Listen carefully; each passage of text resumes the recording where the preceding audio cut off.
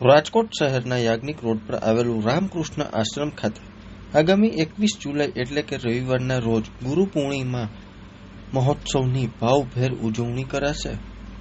આ દિવસે સવારે મંગલા આરતી, સ્તોત્ર, વેદપાઠ અને ધ્યાન અને વિશેષ પૂજા કરવામાં આવશે। ગુરુ પૂર્ણિમાના દિવસે રામકૃષ્ણ આશ્રમમાં બપોરે અને સાંજે ભક્તો માટે પ્રસાદનું પણ આયોજન કરવામાં આવ્યું છે। આ દિવસે આખો દિવસ ભક્તિમય વાતાવરણમાં તમામ કાર્યક્રમો યોજવામાં આવે છે અને વિશેષ ઉજવણી કરવામાં આવે છે। ત્યારે જુઓ અમારો ખાસ અહેવાલ। તો જૂના જમાનામાં ગુરુકુળ પ્રથા હતી। ગુરુકુળમાં આપણે જોઈએ છીએ કે ઘણા બધા હોમ હવન થતા। તો ત્યારે ગુરુદેવને જે કાષ્ઠ કહીએ, કાષ્ઠ એટલે કે લકડીની જરૂર પડતી।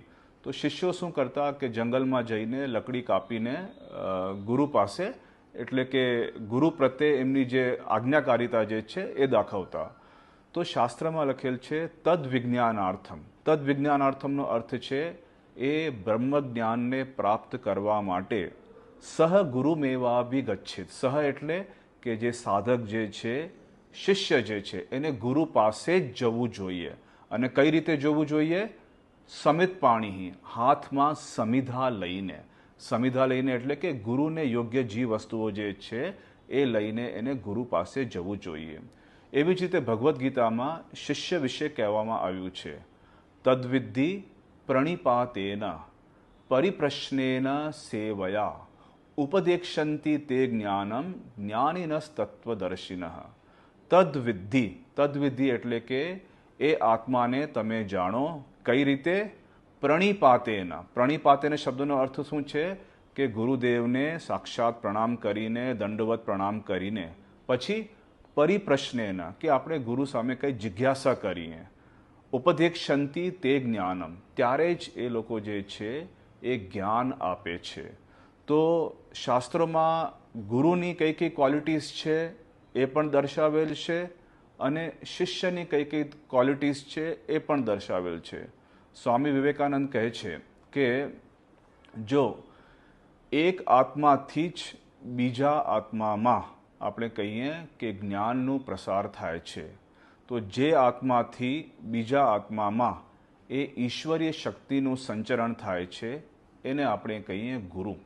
અને જે આત્મામાં બીજા આત્માથી એક શક્તિનો સંચાર થાય છે એને આપણે કહીએ છીએ શિષ્ય। તો આ ગુરુ અને શિષ્ય। હવે આજકાલના આપણે મોડર્ન યુગમાં જોઈએ, ઘણા બધા લોકો એમ કહે છે, what is the need of ગુરુ? ગુરુની જરૂર શી છે? અમારા શ્રી રામકૃષ્ણ પરમહંસના શિષ્ય સ્વામી ब्रह्मानंद महाराज कहता कि चोरी सीखने के लिए भी, चोरी की कला सीखने के लिए भी उस्ताद की ज़रूरत पड़ती है। यह तो ब्रह्म विद्या है। क्या ब्रह्म विद्या के लिए गुरु की आवश्यकता नहीं होगी? तो गुरु की आवश्यकता है ही है। તો ખરેખર જો આપણું જીવનનું ઉદ્દેશ્ય ઈશ્વર પ્રાપ્તિ છે, બ્રહ્મ જ્ઞાન છે, તો એના માટે ગુરુની આવશ્યકતા હોય જ છે। આ જ પ્રશ્ન આપણે કહીએ કે શ્રી રામકૃષ્ણ દેવને પૂછવામાં આવ્યું કે ખરેખર અધ્યાત્મ જ્ઞાન માટે ગુરુની જરૂર છે ખરી?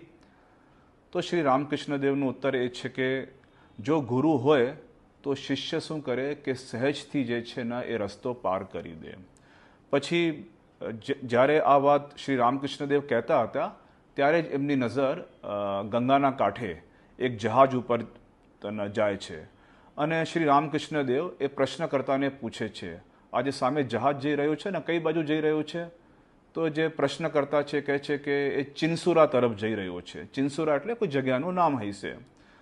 તો શ્રી રામકૃષ્ણ દેવ પૂછે છે, અચ્છા આ જહાજ ચિનસુરા ક્યારે પહોંચશે? તો પ્રશ્નકર્તા પૂછે છે, કહે છે કે આ જહાજ ચિનસુરા આજ સાંજ સુધીમાં પહોંચી જશે। હવે એની પાછળ જે છે જહાજની પાછળ એક નાવ બંધાયેલ હતી। તો શ્રી રામકૃષ્ણ દેવ પૂછે છે, હવે એની પાછળ જે નાવ જાય છે ને, એને ડોંગી પણ કહીએ આપણે, એની પાછળ જે નાવ જાય છે, નાવ ક્યારે પહોંચશે? કે એ નાવ જે છે ને જહાજથી બાંધેલ છે એટલા માટે એ પણ સાંજે પહોંચી જશે। હવે શ્રી રામકૃષ્ણ દેવ કહે છે, હવે જો આપણે દોરીને કાપી દઈએ તો એ નાવ ક્યારે પહોંચશે ચિનસુરા? ત્યારે શ્રી રામ પ્રશ્નકર્તા કહે છે કે એ નાવ આવતીકાલે સવારે પહોંચશે. તો શ્રી રામકૃષ્ણ દેવ કહે છે, હવે તારા પ્રશ્નનું ઉત્તર મળી ગયું. જો ગુરુ હોય તો વ્યક્તિ શું કરે? સહેજથી જ ભવસાગર પાર થઈ જાય. નહીં તો શું છે કે એને અથડાતા ઘણા દિવસો ઘણા જન્મો પણ લાગી શકે. તો આ જે છે શિષ્ય અને ગુરુનો સંબંધ, અને આ શિષ્યની જે છે ગુરુ પ્રત્યે શ્રદ્ધા અભિવ્યક્ત કરવાનો જે દિવસ આપણે કહીએ એ છે ગુરુ પૂર્ણિમા. તો ગુરુ પૂર્ણિમા એક તો આપણે ગુરુની પૂજા કરીએ, ઠીક છે, અને ગુરુ આપણને જે કંઈ કહે છે આપણે કઈ વસ્તુઓ એને આપીએ જે કંઈ છે, પણ સૌથી સારી પૂજા જે આપણે ગુરુની કહી શકીએ એ છે ગુરુએ આપણે જે કીધેલ છે એને મનસા વાચા કર્મણા પોતાના જીવનમાં અપનાવવું. એ જ સાચી ગુરુ દક્ષિણા છે, એ જ ખરી ગુરુ દક્ષિણા છે.